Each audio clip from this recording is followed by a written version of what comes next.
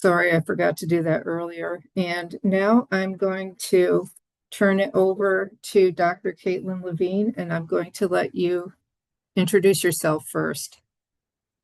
Oh, I'm sorry, Margaret. It's Dr. Margaret Gabour. Sorry, Katelynn. Your face is popping up first. Dude, I thought I was off the hook. Dang. Um, okay. Hey, everybody. I'm Margaret Gabour. I'm the Assistant State Veterinarian at the Massachusetts Department of Agricultural Resources. I've been in the Assistant State Vet role since 2020. The department works to help control various diseases and ensure animal health and safety of all domestic animals in the Commonwealth. We have a team of field inspectors that perform a lot of testing on poultry. We bleed pigs and test them for brucellosis and pseudorabies. We deal with a lot of illegal animal imports. We deal with sick animals, and we issue quarantines as needed to help ensure that we don't have those diseases moving off property. I work a lot with those quarantine premises and quarantined animals to help make sure that they are healthy upon the release of the quarantine. We also inspect various animal industries, like not only livestock markets, but also things like pet stores and animal shelter rescue organizations, which are mostly dogs and cats. We also inspect pet shops. And we also have licensing of riding instructors, and we perform stable inspections to make sure that all these. So the goal is to make sure that the animals are being housed in safe and sanitary conditions, and that the public has access to healthy animals. Is Thanks. that good, Jane? That's good. Okay. So now we're going to go back to the beginning and tell us about how and when did you know that you wanted to be a veterinarian? I think I mean, I feel like growing up, like I was always best friends with everybody's dogs, and growing up, I didn't have a lot of, we lived in a suburban area and I didn't have a lot of access to like livestock or farm animals. But over time, like in high school, when I realized that, veterinary medicine was where I was heading, I, started to shadow more and developed more interest in that. I worked a lot with livestock and alpacas and horses and throughout college. And then after I graduated from UMass Amherst in their animal science pre-vet program, I wasn't sure if I really wanted to commit to vet school. And so I worked for 2 years at a small animal hospital as an assistant. And that was like a huge education for me. I knew that small animal was not going to be my path. But I learned so much. And even though I didn't, understand like the science and the rationale behind why the veterinarians were making their decisions, I knew, what the treatments were and what the tests were for which diseases. And that was, really helpful during veterinary school. And then I went to Ohio State and I graduated in 2015. I had my focus on the equine side of things. And then upon graduation, I completed 2 internships at Ohio State because I'm a glutton for punishment. The first one was an ambulatory equine internship, and the second one was an equine internal medicine internship. And I had to kind of make a decision at that point about whether or not I wanted to take the teaching position they were offering me at Ohio State, move on and apply for like an internal medicine residency, or if I wanted to go into private practice. And I knew that my quality of life would not improve if I chose to stay at that like level of academia. And so I went into private practice, equine private practice, ambulatory here, well, in New England. And then I was in private practice for a few years, and it wasn't as exciting as working at a tertiary referral hospital was, obviously. And I felt like, I needed more of a challenge. And so when this position became available, I was excited to apply for it. Hey, thanks. And so I think you've walked through like my next 5 questions for you. It was really So, helpful to have them in advance. um, So I so, can go ahead, go ahead.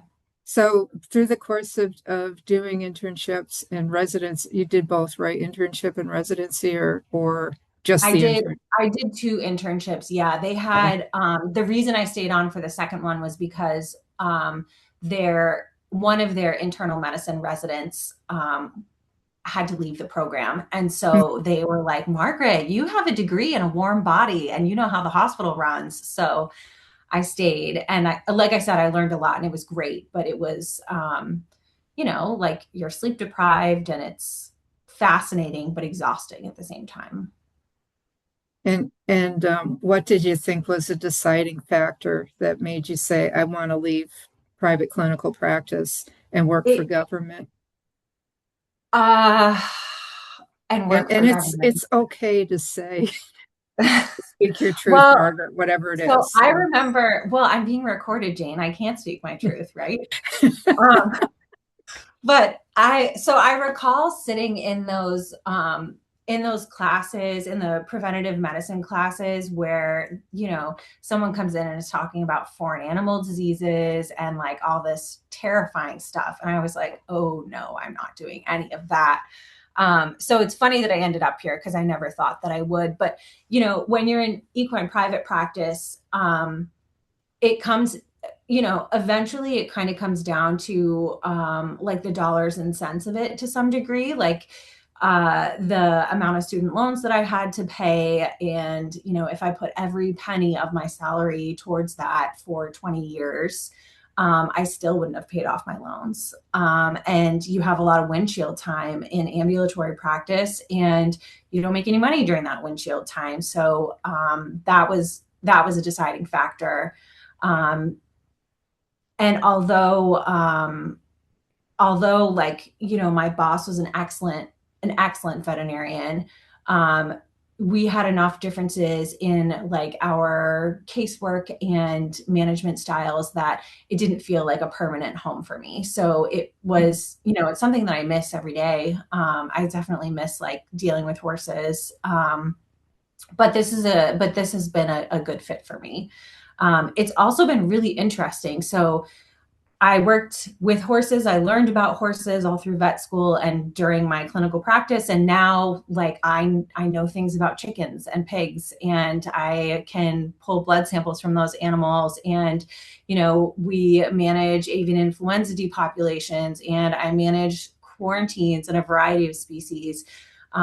There's a lot of interesting questions that we get from members of the public. Like, for instance, we got a question from someone who is looking to go to a slaughterhouse and get blood for leeches, and like they wanted our input on that. And so that was, I think, Kate, you and I think we talked about that one, but it's just like, it's these wild things. And then you're like, well, like, how are the leeches going to eat this blood? It's going to be like coagulated blood from a dead animal. And I'm so glad this is being recorded now. And going through and, kind of the thought process of like what diseases might be there and like what are the purposes of these, like what's the purpose of these leeches, And so like you kind of have to really do a lot of thinking. And although you might not know what the answer is, it's also really nice to work for an organization like MDAR, because I've got like Dr. O'Connor is our state veterinarian, and she's like a wealth of knowledge. And then in addition to being able to rely on her, we have our New England regional, it's called NISASA. It's our state veterinarian office group. And, all of the members of that group are really helpful and like great to bounce ideas off of. And it's an environment where you can ask questions and you don't have to have the right answer, but you have to be able to, you don't have to have the right answer right away. Like when you're standing at the back of the truck and someone's like, Doc, what's wrong with my horse? Like you have to have an answer right then.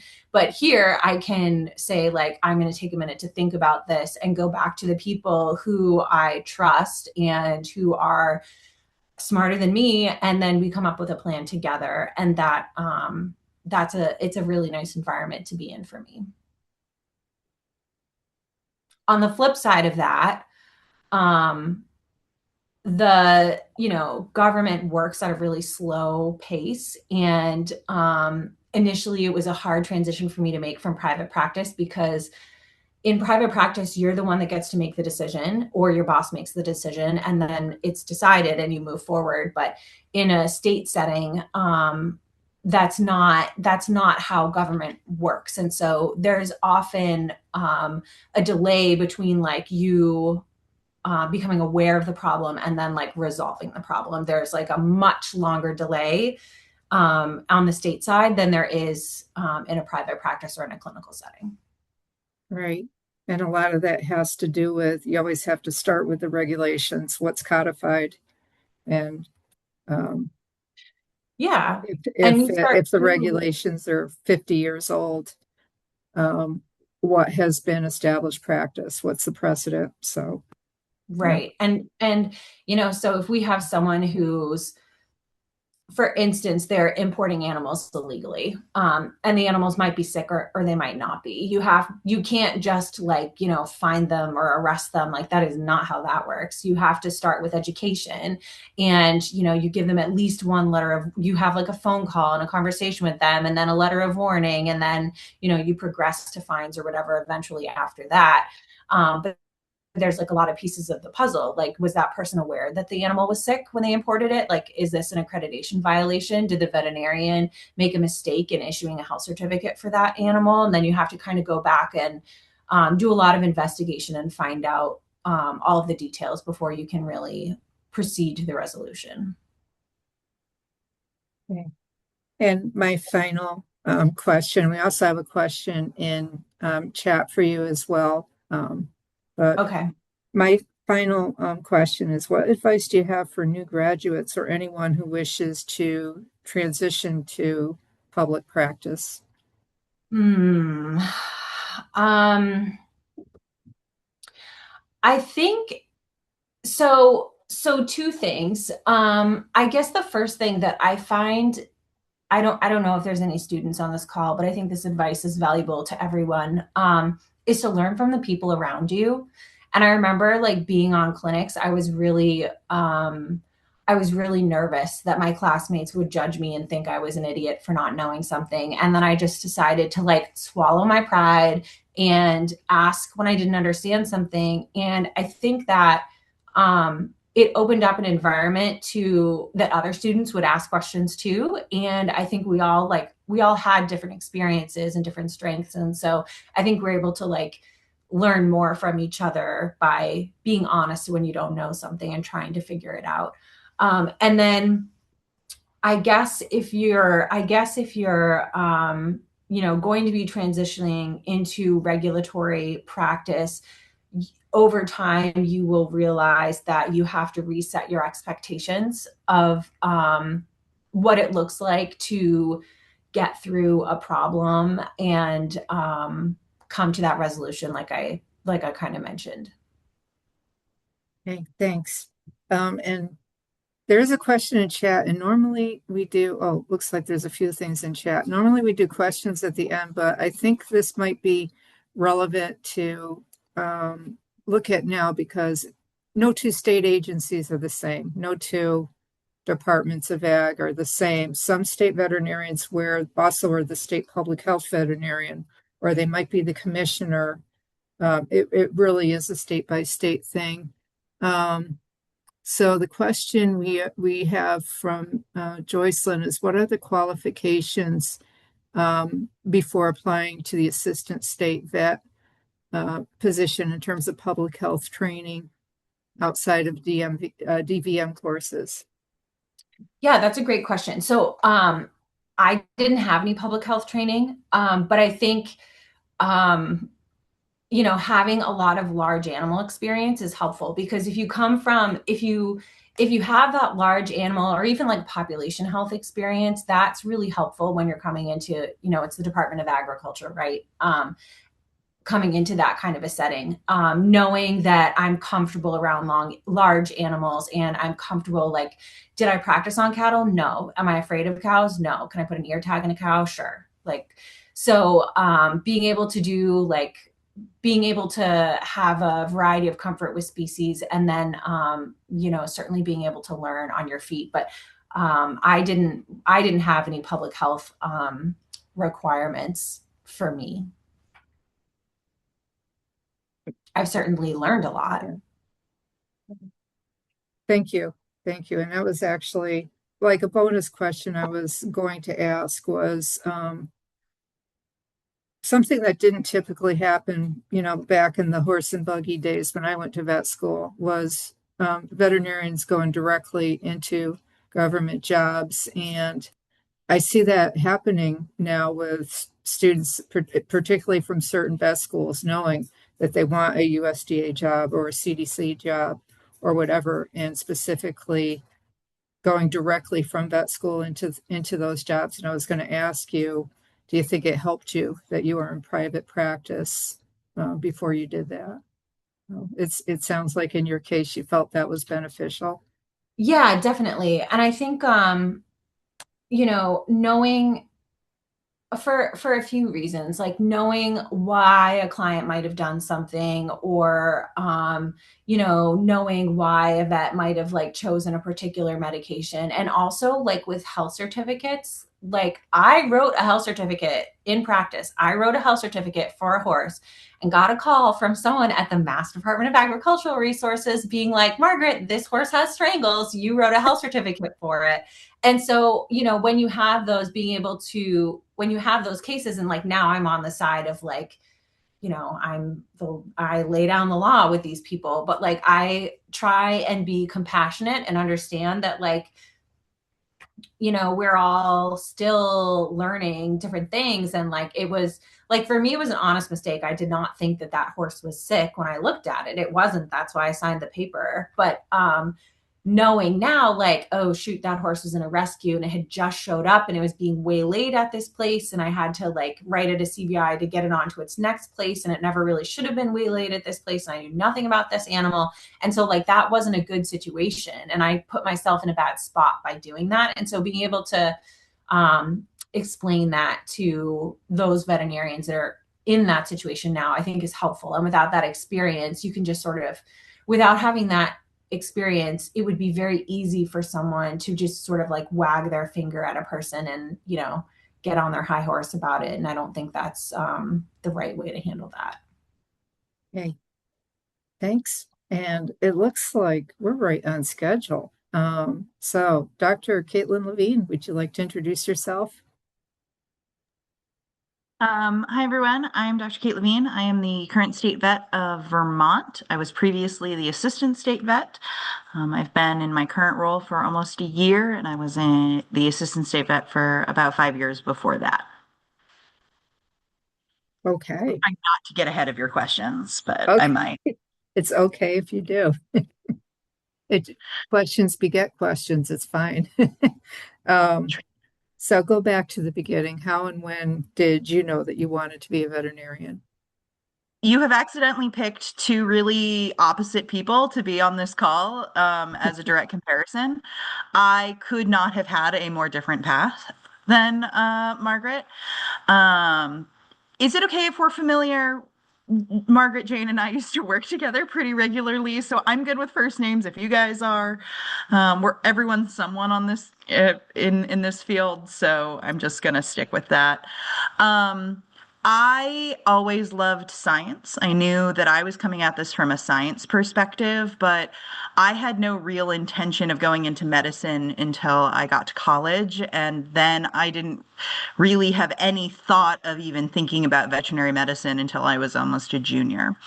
The summer between my sophomore and junior year, by a very random set of circumstances, I found myself on a large medical mission to Honduras where they had doctors and dentists and pharmacists and large animal vets and small animal vets. I was kind of at a crisis point in what was I going to do with my future. I had to make a decision, and that seemed like a good place to try a lot of things. And I ended up with the large animal team.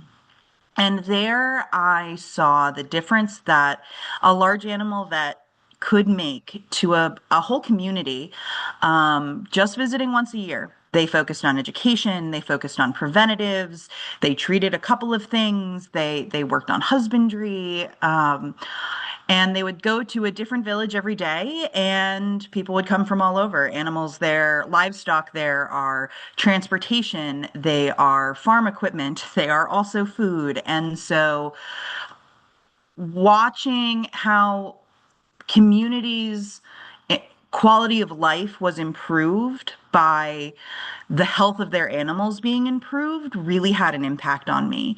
And I had one of the veterinarians down there pointed out to me that and this is, I realized that this isn't for everyone, but he was an old school vet out of Texas, so you'll have to forgive him for this. But he said that he didn't practice medicine for the animal's sake, but for the people's sake that relied on those animals.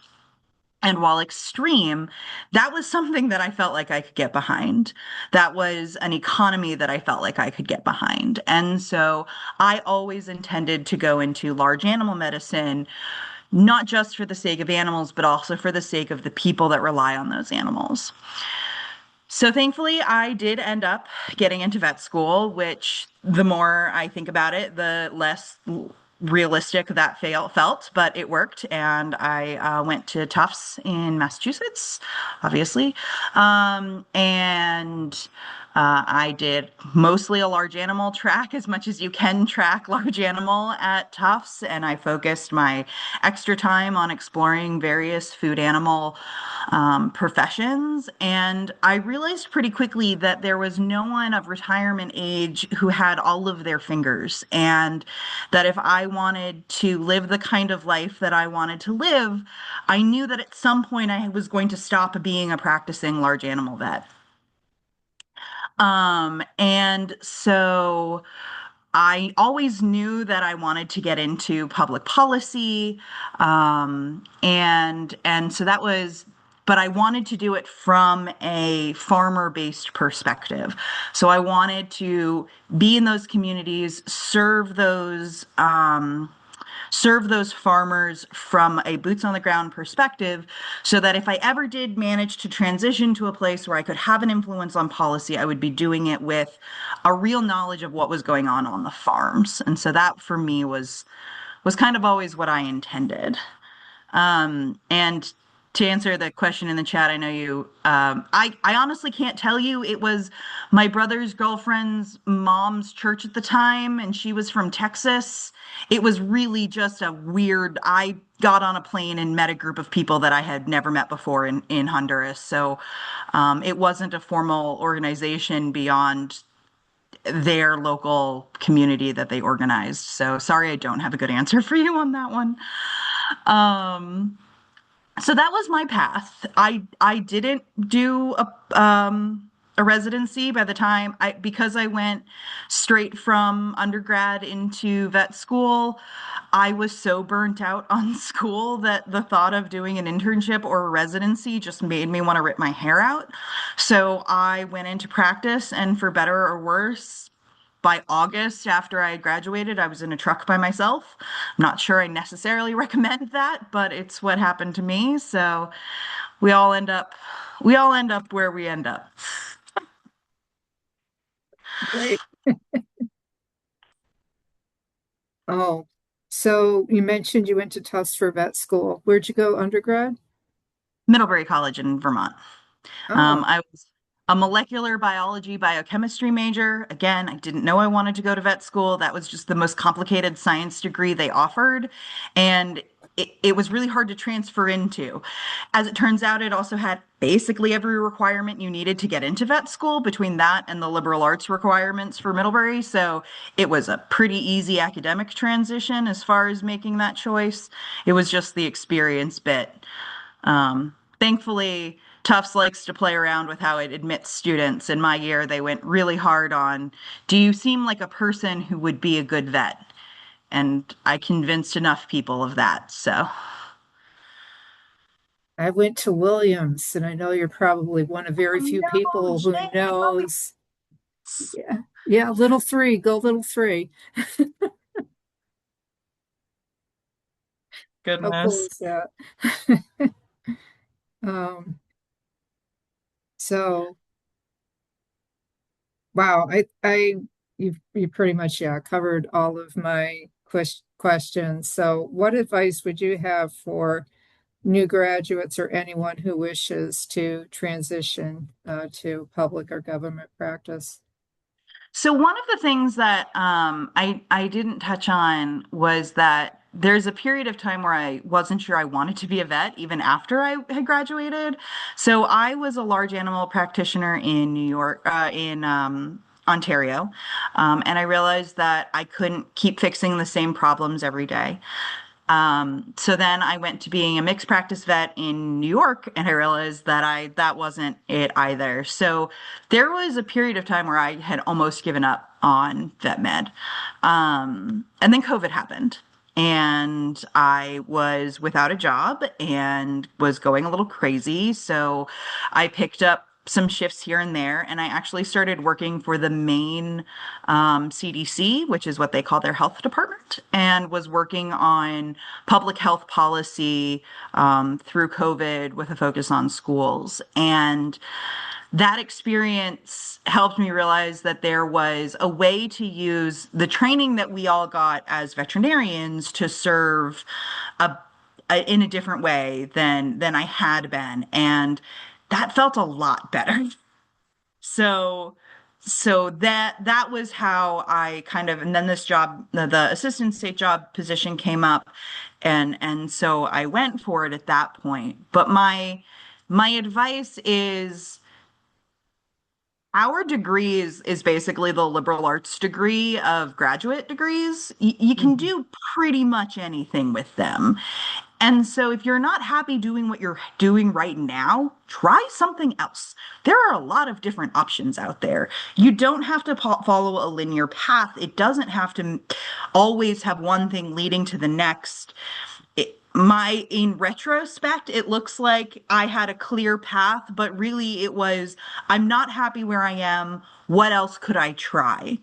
And each time I did that, I learned something new. I tried something new. I figured out what I did and didn't want. And eventually I found the place where I am so happy to be here, to be doing what I'm doing, to have applied all of those lessons that I had learned to this job. And I think I finally found the thing that I'm excited to do for a while. And if it turns out that that stops being true, you can always try something else next. So, my advice to new graduates is try things, apply yourself, give it your best go. And if you're unhappy, try something else. Don't That's awesome. just don't be unhappy with your life. Being a vet is so part of who we are. We're never going to be those people who can fully separate our jobs from our beings. That's not how this profession works. So just find the thing that works for you.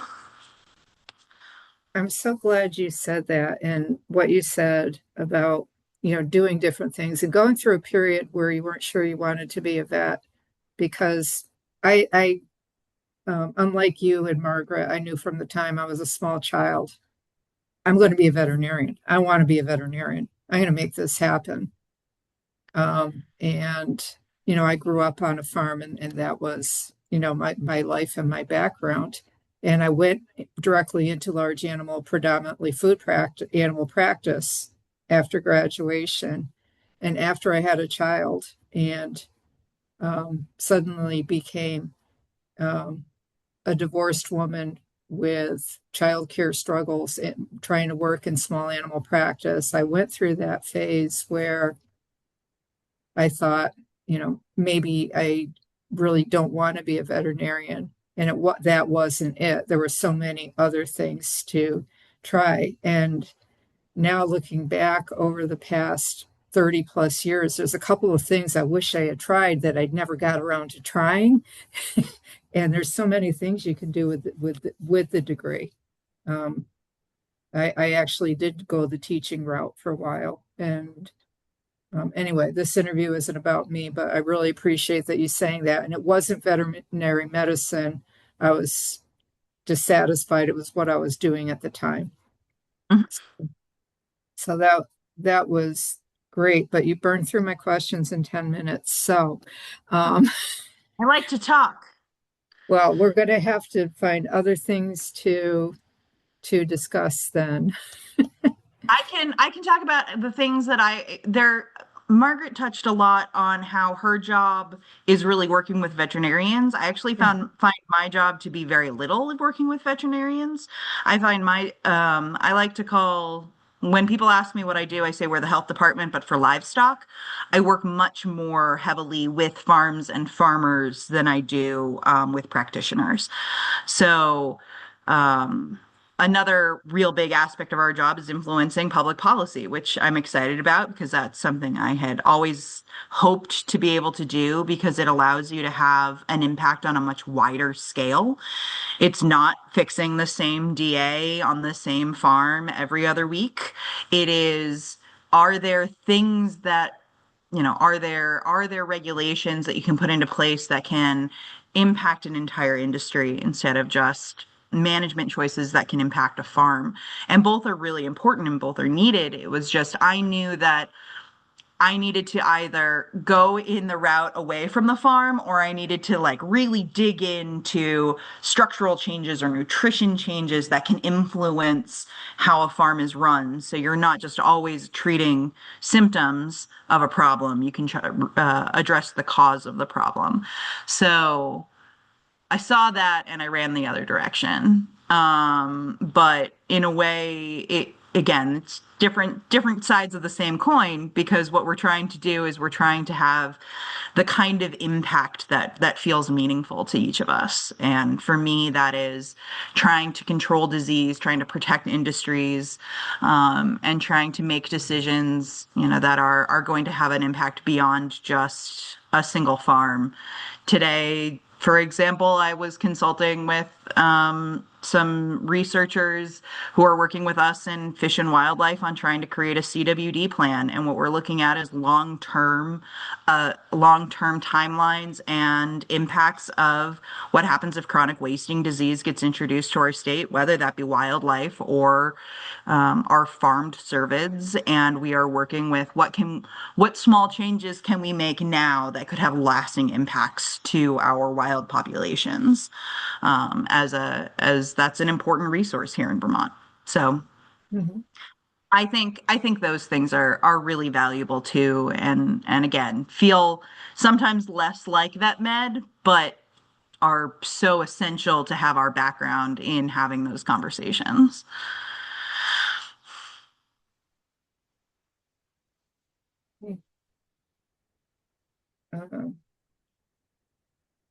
Gosh, I do have a question. That's okay. Okay, jump in. To what extent was it difficult to learn how to interface with and manage the different set of stakeholders that you have in your current role versus the set that you might be dealing with in private practice? It's a completely different challenge, and it is one that I am still learning how to do. In private practice, you are there to solve a problem for the for the farmer.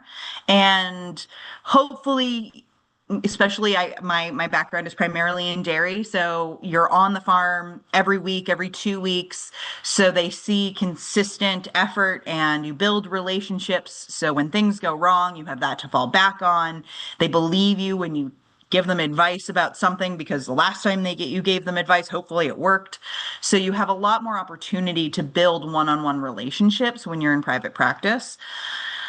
We struggle a lot with how do we build relationships with stakeholders, especially because there is some big overlap between populations who farm and populations who don't want to talk to the government.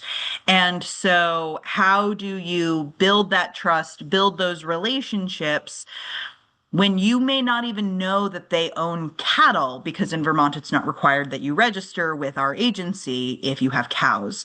So that is, you have identified one of the biggest problems that we struggle with, and one that we actively work on almost every week. Can I add something to that? Yep, I also think, so when you're a veterinarian in private practice, I found myself doing a tap dance of, I want to give the best advice for this animal, but if I say something that the owner doesn't like, then they're going to call somebody else, right? And then I'm going to lose a client. My boss is going to be mad at me. Like, they're not going to, whatever. Whereas now, like, coming from a regulatory standpoint, it's a 180. It doesn't matter if they like what you say or not. You get the opportunity to just like have a frank discussion with someone about, this is what needs to happen. This is what the law says. And so it's interesting. It's an interesting shift in kind of like where you're coming from. And I found that to be a unique challenge to this job. Again, Margaret, you and I are very different people. I said things people didn't like all the time. It never occurred to me. Now Thank I say you. things people don't like all the time.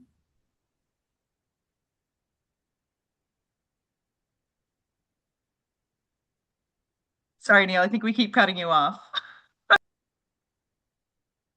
I just said thank you for the answers. And was there a question in the chat? I'm not sure that I already got.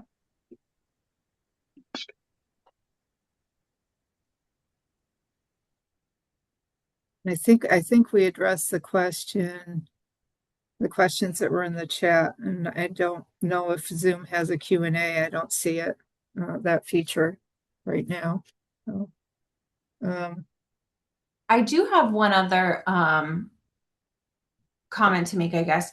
Jane, you had brought up, kind of like, what's your advice? Like, what else, what can we do with our degrees? And there's a veterinarian out of Connecticut, and she has a really interesting business model that I think it's worth just like kind of mentioning to you guys. So she works in food animal medicine and in, preventative health for animals. But sorry, my like ancient cat is jumping up and it's not going well for her. So she will go to farms and will go out, annually or whatever to maintain her VCPR. But then she does a lot of like telehealth and does like phone consultations with folks. And she encourages her clients to like do a lot of their own work, but with her as like, the backup for them. And I think that's a really interesting model because she covers like huge areas. And she certainly like can't drive across her territory in one day, but I do think it's a really interesting, method that she uses. And she also provides a lot of education for her clients and like has seminars for them. So that's something interesting to think about, especially because we don't have, like in Mass, we have a limited number of, big production type farms, but there are some, people that have like a handful of cows or like a handful of small ruminants or something like that, or a lot of backyard poultry producers that need that expertise and they need that hand holding and they can't do it all on their own and they need access to medications. But if she, this veterinarian like empowers them a bit to be able to do their own thing, but they still rely on her and she's paid for her time with all the phone consults and telehealth stuff that she does. So I think that's a really interesting business model. I actually just thought of another question for both of you, actually, that's completely off the rails, but that's the way my brain works. So we'll roll with it. It just occurred to me, from my experience when I was a SAHO, that many of the phone calls that we would get at the Department of Agriculture, or in Massachusetts, it's the Department of Agriculture and Natural Resources, or what is the agricultural resources, whatever. Agricultural Resources. The questions we would get would be about cats and dogs, and that seemed to be more and more of what the public was concerned about, whereas our missions were very different from that. Our missions were about protecting animal health, protecting our states from foreign animal diseases, protecting public health from zoonotic diseases. And one thing that the department struggled with was vast numbers of FOIA requests from animal rights activists and organizations. And I'm just wondering, how do your departments handle that? Do you have a separate division that deals with all of that? Is that part of your workload, or do you pawn it off on someone else? So what do you say? I pawn it off whenever possible.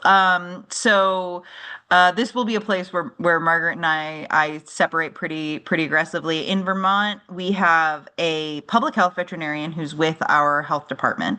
She deals primarily with zoonoses of small animals because she's concerned about how that can infect humans.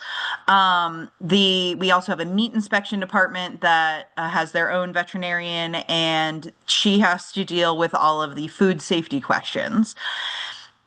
There is a gap in the who regulates small animals who have questions and diseases that have nothing to do with zoonotics, and that is something that is underregulated here, and I will admit that. But that also means we don't have that many documents. So we do get FOIA requests. It sometimes can be a bear. Those are managed through our comms department. Thankfully, they do all of the interactions. So I don't have to interface with the requestants directly. And he's really good at figuring out exactly what it is people actually want, instead of if they ask for this much, but what if they actually really want is this much. He's really good at getting to the bottom of that. And then we work with lawyers in our agency to redact private information. So, and I don't have to do that either. So the wealth is spread around here in Vermont, so it's not just me, but it is definitely a problem. We get the same request every year about exotic animals from the same organization, and every year we send them the same response. And yet we play this game every year. So it's definitely a problem, but I'm glad to have a lot of team to spread those questions around, because it's too much for one person. We would never get anything else done. Thanks. We have a similar process for our public records requests. It goes through there's like a form people fill out, and it goes through our attorneys. We have some administrative type staff that mostly handle that, and they will spend hours and hours and hours and hours going through records to determine what is important, or like what is useful or important to the public records request and what isn't, and so, like sorting out all those details. That's a big job for them to do. As far as dogs and cats, so we do regulate and inspect small animal businesses. So small animal shelter, rescue organizations, and pet shops. We have a variety of reportable diseases: parvovirus, panleukopenia, feline calicivirus. Those are all reportable to us. And so we will sometimes issue quarantines in small animal situations. If it's like, they're sick animals and they're at risk of being sold to the public or rehomed to the public, then we will sometimes issue a quarantine in that situation to make sure that people aren't adopting dogs that are going to have like thousands of dollars in medical bills for parvo, and then like go on and, have a bad outcome anyway. That's heartbreaking for everyone involved. And we have authority over all domestic species in Massachusetts. So that's something that's a little bit different. It's not just livestock for us. We do interact with our Department of Public Health on zoonotic diseases, but usually we interact with them on like, if there's someone who's consumed raw milk and they've, got a trace back to whatever farm it came from and the person is sick. We help with that. Same thing if there's like salmonella in like someone who owns backyard poultry, we, interact with our Department of Public Health colleagues in that situation. Dogs that have Brucella canis, we, obviously there's zoonotic concern there too. So those are some of the situations where we would interact with DPH. Thanks. Okay. Any other questions?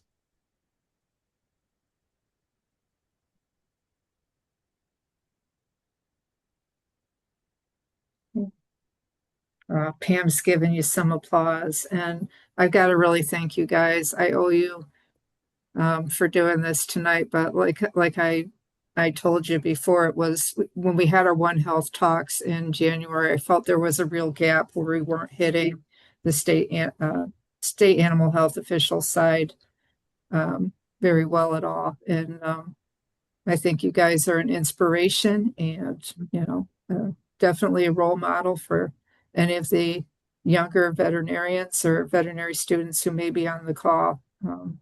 There's so much we can do with our degrees. And this is the best job I've ever had. I love this job so much. And I was so miserable for the first 5 years of my career. I was so miserable. You don't need to be miserable. If you don't like it, like it's just not necessary. Find something else to do with your degree. There are options. Lots of options. Yeah, and you hit the nail right on the head. We can do practically anything we want in a scientific field with these degrees. And we do. Yeah, and don't worry about, you can talk yourself into a lot of things. I convinced the health department that herd medicine is epidemiology, and so they should hire me as an epidemiologist, and it worked. So it happens. And you're a great epidemiologist, by the way. Okay. I did make a dog happy. And again, I want to thank everyone for attending tonight. We hope to continue doing these meetings quarterly, so probably the next one, I don't know if August is necessarily the best time for us to attempt this, but maybe September would be a good month for trying to organize another One Health talk. Again, want to mention the name of the organization. I realize it doesn't exactly roll off the tongue. American Association of Food Safety and Public Health Veterinarians, and you can find us at AAFSPHV.org. I encourage you to join. I've talked about the benefits of the ACVPM monthly CE meetings, but we also have a seat on the House of Delegates with the AVMA, which I didn't really have much appreciation for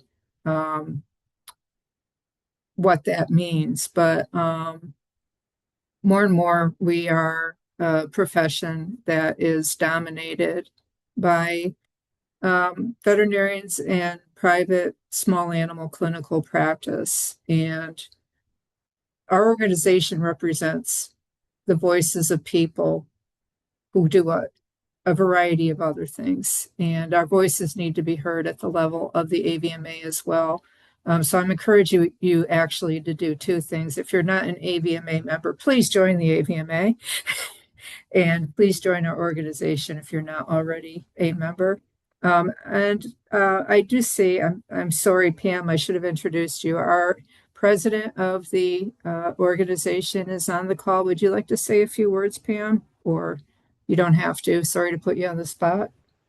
Oh, no, I came in. I've been up on a ladder putting boiled linseed oil on my pergola all day, and I smell that. And we've got bad weather coming in. Anyway, so that's why I'm not on the screen. But no, I think it is a great organization. We also have designated seat on AVMA's Legislative Advisory Committee, the Food Safety, let's see, FSAC. I see Dr. Howe on the call too. Hey, John. and the antimicrobial committee. And dues are only $55 a year. And, it really is a great group, I'll have to say. And what we are able to do is we kind of straddle veterinarians at the national, state, and local levels. We have members like New York, New York City has a public health veterinarian, for example, and the states do too. And I also, Katelynn, I love your attitude too, because I've had 4 major careers in veterinary medicine too, and I'm an old bat. I came along when there weren't very many of us girls out there, and it is amazing what you can do with a veterinary degree. So thank you very much. And also, Jane may have already said this too on these calls, the monthly calls. The National Association of State Public Health Veterinarians, the National Association of Federal Veterinarians, Food Safety and Public Health Veterinarians, and U.S. Animal Health Association also come together with, for the ACVPM talks, and we all provide speakers to them. And I see Neil, aren't you the incoming president of NAFI too? That's correct. Yeah. You are too. So anyway, thanks everybody. Thank you very much. I enjoyed the call, but I will have to say I was a little taken back having to dig out my old password from my Zoom account. I'm like, what the hell's going on here? It took me a few to get on. So, well, Pam, like I always say, we are an organization of volunteers, and you get what you pay for. well, as usual. We can do better. We can do better, and we will do better. Right. We are a bunch of volunteers, but we do have an executive director, and we do have a communications director that we nominally employ. And so anyway, thanks everybody for being on the call. Yes, thank you, Pam, and thanks again, Dr. Gabour, Dr. Levine. Good luck in whatever comes your way this year. I know no two days are the same when you're a state vet, so good luck. Okay. One last call for questions. Okay. I'm going to end it. Okay. Thank you. Thank you for having us. Thank you, guys. Take care.